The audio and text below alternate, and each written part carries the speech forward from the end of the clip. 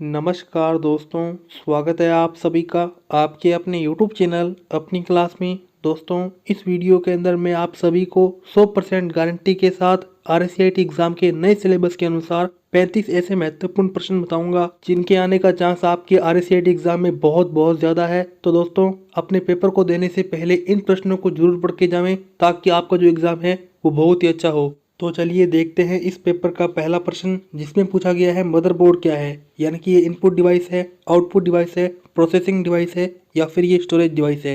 ये जो है वो प्रोसेसिंग डिवाइस का उदाहरण है। इस प्रकार से पहले का करेक्ट आंसर होगा ऑप्शन नंबर सी। आगे हमारे पास में दूसरा प्रश्न पूछा गया है, OCR का पूरा नाम क्या है। यानी कि दोस्तों आपको OCR की फुल फॉर्म बतानी है। दोस्तों, OCR की फुल फॉर्म होती है ऑप्टिकल कैरेक्टर रिकॉग्निशन। यानी कि दूसरे का करेक्ट आंसर होगा ऑप्शन नंबर ए। दोस्तों, वहीं मैं आपको बताना चाहूँगा, आपके एग्जाम के अंदर जो OMR मिलेगी उस OMR की फुल फॉर्म होती है ऑप्टिकल मार्क रिकॉग्निशन। आगे हमारे पास में तीसरा प्रश्न पूछा गया है, विंडोज 10 में सभी रनिंग प्रोग्राम्स को देखने हेतु कौन से टूल का उपयोग किया जाता है। यानी कि दोस्तों आपके कंप्यूटर में विंडोज 10 डली हुई है और आपको चेक करना है कि अभी फिलहाल कौन कौन से टास्क किए जा रहे हैं। तो दोस्तों, आपको विंडोज 10 के अंदर टास्क व्यू पर क्लिक करना होगा। इससे आपको पता चल जाएगा कि विंडोज 10 के अंदर अभी कौन से प्रोग्राम्स हैं वो रन कर रहे हैं। आगे हमारे पास में चौथा प्रश्न पूछा गया है, www यानी कि वर्ल्ड वाइड वेब फाइलों का एक संबंधित संग्रह क्या कहलाता है। यानी कि दोस्तों इंटरनेट का जो संग्रह है वो क्या कहलाता है आपसे पूछा है। तो दोस्तों इंटरनेट के अंदर क्या होती है, वेबसाइटें होती है। तो इस प्रकार से चौथे का करेक्ट आंसर होगा ऑप्शन नंबर डी, वेबसाइट। आगे हमारे पास में पांचवा प्रश्न पूछा गया है, निम्न में से कौन सा एक मोबाइल वॉलेट का उदाहरण नहीं है। तो दोस्तों हमारे पास में पहला ऑप्शन ए है पेटीएम। तो दोस्तों पेटीएम क्या होता है, मोबाइल वॉलेट का उदाहरण होता है। और वहीं ऑप्शन बी है मोबीक्विक। दोस्तों मोबीक्विक ऐप भी है, वो भी क्या है, मोबाइल वॉलेट का उदाहरण है। उसी प्रकार से ऑप्शन सी है स्टेट बैंक बड़ी। तो दोस्तों SBI बैंक द्वारा ये मोबाइल वॉलेट जारी किया गया है, यानी कि ये भी क्या है, मोबाइल वॉलेट का उदाहरण है। तो दोस्तों हमारे पास में ऐसा कोई भी ऑप्शन नहीं है जो कि मोबाइल वॉलेट का उदाहरण ना हो। इस प्रकार से करेक्ट आंसर होगा ऑप्शन नंबर डी, इनमें से कोई नहीं। आगे हमारे पास में छठा प्रश्न पूछा गया है, कौन सी ऑनलाइन जॉब सर्च करने की वेबसाइट नहीं है।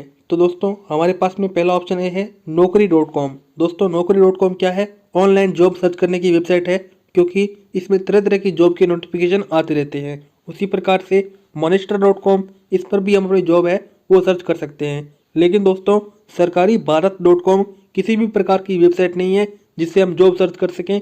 तो यानी कि करेक्ट आंसर होगा छठे का ऑप्शन नंबर बी। आगे हमारे पास में सातवां प्रश्न पूछा गया है, ई मित्र प्लेटफॉर्म की स्थापना किस वर्ष की गई। तो दोस्तों आपको सबसे पहले बताना चाहूंगा कि ई मित्र की फुल फॉर्म होती है इलेक्ट्रॉनिक मित्र। और इस प्रश्न में पूछा गया है कि ई मित्र की स्थापना है वो किस वर्ष हुई। तो दोस्तों ई मित्र की जो स्थापना है वो भारत सरकार ने सन 2004 के अंदर की, ताकि भारतीय योजनाओं का जो लाभ है वो भारतीय व्यक्तियों को मिल सके। तो इस प्रकार से ई मित्र प्लेटफॉर्म की शुरुआत कब हुई, सन 2004 के अंदर, यानी कि सातवें का करेक्ट आंसर होगा ऑप्शन नंबर ए। आगे हमारे पास में आठवां प्रश्न पूछा गया है, बिजली या पानी के बिल भुगतान का विकल्प SSO में किस आइकन पर होता है। तो दोस्तों आपको सबसे पहले SSO की फुल फॉर्म आनी चाहिए। दोस्तों SSO की फुल फॉर्म होती है सिंगल साइन ऑन। तो दोस्तों यदि आपको बिजली या पानी का बिल है वो SSO के अंदर भरना है तो आपको SSO ID खोलनी होगी और ई मित्र ऑप्शन पर क्लिक करना होगा। इससे आपका बिजली और पानी का बिल है वो भरा जाएगा। तो करेक्ट आंसर दोस्तों क्या होगा आठवें का ऑप्शन नंबर सी। आगे हमारे पास में नौवां प्रश्न पूछा गया है, PNR स्टेटस का उपयोग क्या है। तो दोस्तों PNR स्टेटस है उसका उपयोग रेल सेवा में करते हैं। जैसे कि आपने जयपुर से दिल्ली की टिकट कटवाई, दोस्तों अब आपने टिकट तो कटवा ली लेकिन आपको पता नहीं है कि मेरी टिकट सक्सेस हुई है या फिर नहीं हुई। तो दोस्तों आपको क्या करना होगा, अपना PNR स्टेटस है वो चेक करना होगा। यानी कि दोस्तों टिकट की स्थिति पता करने के लिए हम PNR स्टेटस का उपयोग करते हैं। तो इस प्रकार से नौवें का करेक्ट आंसर होगा ऑप्शन नंबर सी। आगे हमारे पास में 10वां प्रश्न पूछा गया है, दो या दो से अधिक डिवाइसों के बीच फाइलों को ट्रांसफर करने हेतु मोबाइल लोकप्रिय एप्लीकेशन कौन सी है। तो दोस्तों हमारे पास में पहला ऑप्शन ये है वाईफाई। नहीं दोस्तों, वाईफाई जो है वो इंटरनेट एक्सेस करवाता है एक मोबाइल से दूसरे मोबाइल की तरफ, और वहीं वाईफाई की फुल फॉर्म होती है वायरलेस फिडिलिटी। आगे हमारे पास में बी ऑप्शन है शेयरिट। दोस्तों शेयरिट यहाँ पे करेक्ट आंसर होगा, क्योंकि शेयरिट यदि हम दोनों मोबाइलों के अंदर ओपन कर ले तो हम एक मोबाइल से दूसरे मोबाइल के अंदर कोई भी डाटा है वो भेज सकते हैं। यानी कि 10वें का करेक्ट आंसर होगा ऑप्शन नंबर बी, शेयरिट। आगे हमारे पास में 11वां प्रश्न पूछा गया है, MS वर्ड में पूरे डॉक्यूमेंट को सिलेक्ट करने हेतु कौन सी शॉर्टकट कुंजी है। यानी कि दोस्तों आपने MS वर्ड के अंदर कुछ शब्द लिखे और उन शब्दों को आपको क्या करना है, सेलेक्ट करना है। तो दोस्तों आप जो शॉर्टकट कुंजी यूज करेंगे वो है Ctrl+A। इससे आपके जो शब्द हैं वो सिलेक्ट हो जाएंगे। उसके बाद अपने शब्द को आप कॉपी कर सकते हैं, यानी कि 11वें का करेक्ट आंसर होगा ऑप्शन नंबर डी। आगे हमारे पास में 12वां प्रश्न पूछा गया है, MS एक्सेल में दी गई संख्या तक एक नंबर को पूर्णांक बनाने हेतु प्रयुक्त फंक्शन कौन सा है। यानी कि दोस्तों आपने MS एक्सेल के अंदर कोई एक संख्या लिखी, जैसे कि मैं लिखता हूँ 6.7777। ठीक है दोस्तों, अब आपको क्या करना है, इस संख्या की राउंडिंग ऑफ करनी है, यानी कि इस संख्या को राउंड करना है। तो दोस्तों आपको किस फंक्शन का यूज करना होगा, आपको option number A round function का यूज करना होगा। इससे आपकी जो संख्या है वो ऐसी हो जाएगी 6.8, यानी कि 12वें का करेक्ट आंसर होगा ऑप्शन नंबर ए। आगे हमारे पास में 13वां प्रश्न पूछा गया है, जब आप एक पावर पॉइंट प्रारंभ करते हैं तो ये किस व्यू में खुलता है। तो दोस्तों वो किस में खुलता है, नॉर्मल व्यू में खुलता है, यानी कि 13वें का करेक्ट आंसर होगा ऑप्शन नंबर बी। और दोस्तों वहीं आपको बताना चाहूंगा, MS पावर पॉइंट के अंदर हमेशा प्रेजेंटेशन बनती है और प्रेजेंटेशन के अंदर कई स्लाइडें होती है। आगे हमारे पास में 14वां प्रश्न पूछा गया है, निम्न कथनों को पढ़कर सही विकल्प का चुनाव कीजिए। तो दोस्तों हमारे पास में पहला कथन है, डिवाइस ड्राइवर सिस्टम सॉफ्टवेयर के भाग नहीं है। नहीं दोस्तों, ये बिल्कुल सही कथन नहीं है, क्योंकि डिवाइस ड्राइवर जो होते हैं वो सिस्टम सॉफ्टवेयर के ही भाग होते हैं, यानी कि पहला कथन है वो बिल्कुल गलत है। उसी प्रकार से दूसरा कथन दिया गया है, छोटे व्यापार में मेन फ्रेम कंप्यूटर का प्रयोग होता है। नहीं दोस्तों, जो छोटे छोटे व्यापार है उसमें पर्सनल कंप्यूटर का उपयोग होता है। जो मेन फ्रेम कंप्यूटर है उनका जो उपयोग है वो बड़े बड़े उद्योग में होता है, बड़े बड़े व्यापारों में होता है। तो इस प्रकार से दूसरा कथन में क्या है, बिल्कुल गलत है। तो यहाँ पे करेक्ट आंसर होगा ऑप्शन नंबर डी, कथन 1 तथा कथन 2 दोनों गलत हैं। आगे हमारे पास में 15वां प्रश्न पूछा गया है, निम्न में से असत्य कथन का चयन कीजिए। तो दोस्तों हमारे पास में पहला कथन ए है, किसी विशेष फीचर को ऑन ऑफ करने हेतु प्रयुक्त कीज को टॉगल कीज कहते हैं। जी हाँ दोस्तों, यदि आपको कंप्यूटर के अंदर किसी विशेष चीज को ऑन ऑफ करना है तो आपको टॉगल कीज का उपयोग करना होगा, यानी कि पहला कथन ए क्या है, बिल्कुल सत्य है। आगे हमारे पास में 16वां प्रश्न पूछा गया है, विंडोज 10 में विंडोज मोबिलिटी सेंटर में निम्न में से कौन से फीचर हैं। तो दोस्तों विंडोज 10 के अंदर जो विंडोज मोबिलिटी सेंटर है उसमें ब्राइटनेस, वॉल्यूम, स्क्रीन रोटेशन जैसे ऑप्शन होते हैं, यानी कि 16वें का करेक्ट आंसर होगा ऑप्शन नंबर ए। आगे हमारे पास में 17वां प्रश्न पूछा गया है, आज का ईमेल सिस्टम किस मॉडल पर कार्य करता है। तो दोस्तों आज का जो ईमेल सिस्टम है वो स्टोर और फॉरवर्ड पर कार्य करता है, यानी कि ईमेल को लो और किसी अन्य ईमेल को भेजो। तो दोस्तों 17वें का करेक्ट आंसर होगा ऑप्शन नंबर ए। आगे हमारे पास में 19वां प्रश्न पूछा गया है, निम्न में से कौन सी दुनिया की सबसे बड़ी ई कॉमर्स कंपनी है। यानी कि दोस्तों आपको घर बैठे मोबाइल द्वारा इंटरनेट से अपना जो सामान है वो खरीदना है, तो कौन सी वेबसाइट से खरीदेंगे। तो दोस्तों वो हमारे पास में सबसे बड़ी वेबसाइट है दुनिया की, वो है अमेजन, यानी कि 19वें का करेक्ट आंसर होगा ऑप्शन नंबर डी। आगे हमारे पास में 20वां प्रश्न पूछा गया है, EPDS के संदर्भ में FPS का पूरा नाम क्या है। यानी कि दोस्तों आपको FPS की फुल फॉर्म बतानी है। दोस्तों आपको FPS की फुल फॉर्म बताने से पहले EPDS की फुल फॉर्म बताना चाहूंगा।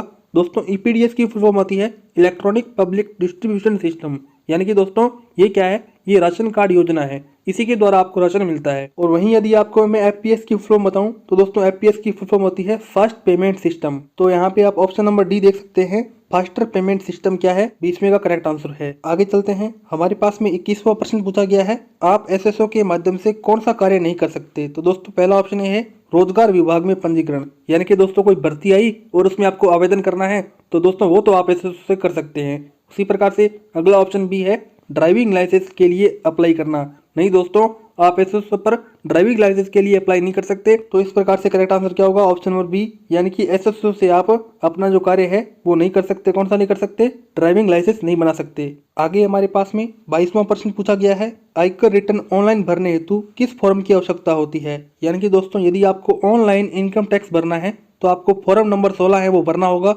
यानी कि 22वें का करेक्ट आंसर होगा ऑप्शन नंबर ए। आगे हमारे पास में 23वां प्रश्न पूछा गया है, एप्पल के आईफोन में कौन सा ऑपरेटिंग सिस्टम होता है। तो दोस्तों एप्पल जो कंपनी है वो खुद का एक ऑपरेटिंग सिस्टम चलाती है जिसका नाम है iOS, यानी कि 23वें का करेक्ट आंसर होगा ऑप्शन नंबर सी। आगे हमारे पास में 24वां प्रश्न पूछा गया है, MS वर्ड में किसी पेज की साइज को जूम करने का विकल्प किस टैब में होता है। यानी कि दोस्तों आपको MS वर्ड में एक डॉक्यूमेंट दे दी गई और आपको कहा है कि इस डॉक्यूमेंट को जूम कीजिए, तो दोस्तों आप किस पर क्लिक करेंगे, आप MS वर्ड में व्यू टैब पर क्लिक करेंगे और उसके बाद भी अपनी जूम है वो कर सकते हैं। आगे हमारे पास में 25वां प्रश्न पूछा गया है, MS एक्सेल के अंदर ऐसा चार्ट जो समय के साथ परिवर्तन एवं इन परिवर्तनों के योग दोनों को दर्शाता हो। तो दोस्तों MS एक्सेल के अंदर वो चार्ट है एरिया चार्ट। तो आप देख सकते हैं ऑप्शन नंबर डी दे रखा है एरिया चार्ट, यानी कि 25वें का करेक्ट आंसर होगा ऑप्शन नंबर डी। आगे चलते हैं, हमारे पास में 26वां प्रश्न पूछा गया है, एक पावर पॉइंट प्रेजेंटेशन में पहले से एक सेव नेम फाइल 1.pptx को किसी दूसरे नाम फाइल 2 PPTX में सेव करने हेतु कौन सा विकल्प का यूज करेंगे। यानी कि दोस्तों आपने एक पावर पॉइंट प्रेजेंटेशन बनाई और उसका नाम है वो पहले से रख दिया गया, अब आपको क्या करना है, उस नाम को चेंज करना है।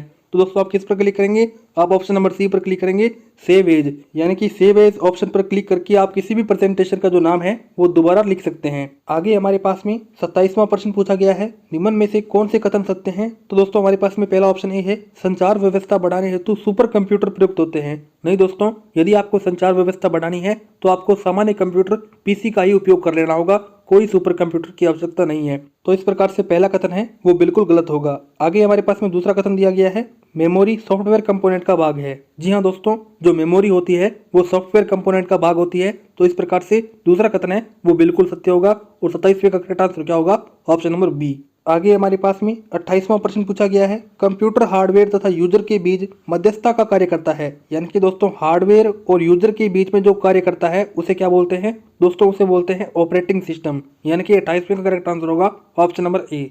आगे हमारे पास में 29वां प्रश्न पूछा गया है, एक जीमेल आईडी uniquecomputers@gmail.com से दूसरी जीमेल आईडी rkcl@gmail.com पर कितनी फाइल अटैचमेंट कर भेज सकते हैं। तो दोस्तों आपसे अटैचमेंट डाटा पूछा है। तो दोस्तों जीमेल के अंदर जो अटैचमेंट डाटा होता है वो होता है 25 MB तक। यानी कि दोस्तों आप 25 MB तक फाइल है वो एक साथ भेज सकते हो जीमेल के अंदर।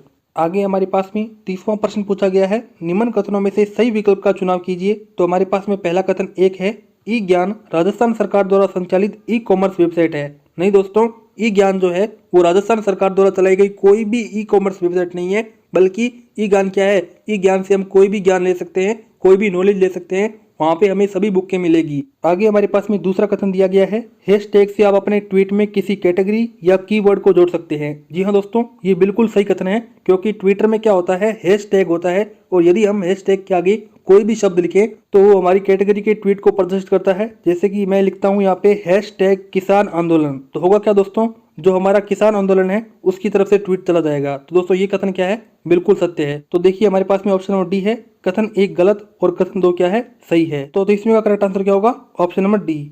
आगे हमारे पास में 31वां प्रश्न पूछा गया है, बैंक खाते के साथ आधार कैसे लिंक करवा सकते हैं। तो दोस्तों हमारे पास में पहला ऑप्शन ए है, नेट बैंकिंग का उपयोग करके। जी हाँ दोस्तों, नेट बैंकिंग का उपयोग करके आप अपने बैंक अकाउंट को आधार कार्ड से लिंक करवा सकते हो। उसी प्रकार से आवेदन पत्र भर के उसको बैंक में जमा करवा कर। जी हाँ दोस्तों, यही तरीका सामान्य तौर पर यूज होता है। तो दोस्तों ये दोनों के दोनों तरीके क्या है, बिल्कुल सही है। इन दोनों के माध्यम से आप अपने बैंक अकाउंट को आधार कार्ड से लिंक करवा सकते हो। यानी कि 31वें का करेक्ट आंसर होगा ऑप्शन नंबर सी, ए तथा बी दोनों तरीकों से। आगे हमारे पास में 32वां प्रश्न पूछा गया है, डिवाइस किस सुविधा का उपयोग करके अपने मोबाइल हॉटस्पॉट से कनेक्ट होते हैं। तो दोस्तों वो सुविधा है मोबाइल के अंदर वाईफाई, इसकी फुल फॉर्म होती है वायरलेस फिडिलिटी। आगे चलते हैं, हमारे पास में 33वां प्रश्न पूछा गया है, वर्ड में फाइंड व रिप्लेस का ऑप्शन किस टैब में शो होता है। यानी कि दोस्तों आपको MS वर्ड के अंदर एक डॉक्यूमेंट दे दी गई और आपको कोई शब्द है वो फाइंड करना है या कोई एक शब्द है वो रिप्लेस करना है। तो दोस्तों आप क्या करेंगे, आप MS वर्ड के अंदर होम टैब पर क्लिक करेंगे और उसके बाद में आपको फाइंड और रिप्लेस का ऑप्शन है वो मिल जाएगा। यानी कि 33वें का करेक्ट आंसर होगा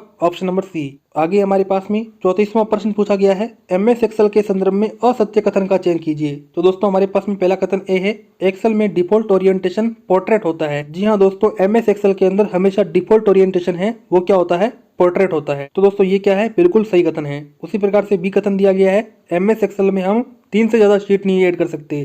तो दोस्तों ये कथन क्या है, बिल्कुल असत्य है, क्योंकि हम MS एक्सेल के अंदर कितनी भी शीटें हैं वो ऐड कर सकते हैं। तो दोस्तों इस प्रश्न में हमसे पूछा है कि असत्य कथन कौन सा है। तो दोस्तों असत्य कथन क्या होगा, ये वाला, यानी कि 34वें का करेक्ट आंसर होगा ऑप्शन नंबर बी। आगे हमारे पास में 35वां प्रश्न पूछा गया है, आप किन तरीकों से MS पावर पॉइंट में फाइल को बंद कर सकते हैं। हमारे पास में पहला कथन है, Ctrl+W का उपयोग करके। जी हाँ दोस्तों, हम MS पावर पॉइंट के अंदर किसी भी प्रेजेंटेशन या किसी भी फाइल को बंद कर सकते हैं Ctrl+W कुंजी दबाकर। यानी कि पहला कथन है वो बिल्कुल सत्य है। उसी प्रकार से दूसरा कथन है, फाइल टैब में क्लोज बटन पर क्लिक करके। जी हाँ दोस्तों, MS पावर पॉइंट के अंदर हम फाइल टैब में यदि हम क्लोज बटन दबा देते हैं तो हमारी जो प्रेजेंटेशन है वो बंद हो जाएगी। यानी कि दोस्तों ये दोनों के दोनों कथन द्वारा हम क्या कर सकते हैं, अपनी प्रेजेंटेशन या फाइल को बंद कर सकते हैं। तो दोस्तों 35वें का करेक्ट आंसर होगा ऑप्शन नंबर डी। 1 तथा 2 दोनों कथन क्या है, सही है। दोनों तरीकों से हम अपनी फाइल है उसे बंद कर सकते हैं। तो दोस्तों इस प्रकार से मैंने आपको इस वीडियो के अंदर आपके RSCIT एग्जाम का नए सिलेबस के अनुसार एक बेस्ट और शानदार मॉडल पेपर बताया, जिसमें टोटल 35 अति महत्वपूर्ण प्रश्न रहे। दोस्तों आप मुझे जल्दी से कमेंट करके बताएं कि आपके इन 35 प्रश्नों में से कितने % सही हो रहे हैं। और साथ ही दोस्तों यदि आपको ये प्रश्न अच्छे लगे हों तो इस वीडियो को लाइक करो और आपको कोई भी डाउट है वो मुझसे कमेंट बॉक्स में पूछो, मैं आपका तुरंत रिप्लाई है वो दूंगा। और साथ ही दोस्तों यदि आपको कोई ऐसा मित्र है जो कि आने वाला RSCT एग्जाम देने वाला है तो उसे भी ये वीडियो शेयर जरूर करें ताकि उसकी मदद है वो भी हो पाए। दोस्तों इस वीडियो में इतना ही था, अब मिलते हैं किसी अन्य वीडियो में, तब तक के लिए जय हिंद, जय भारत।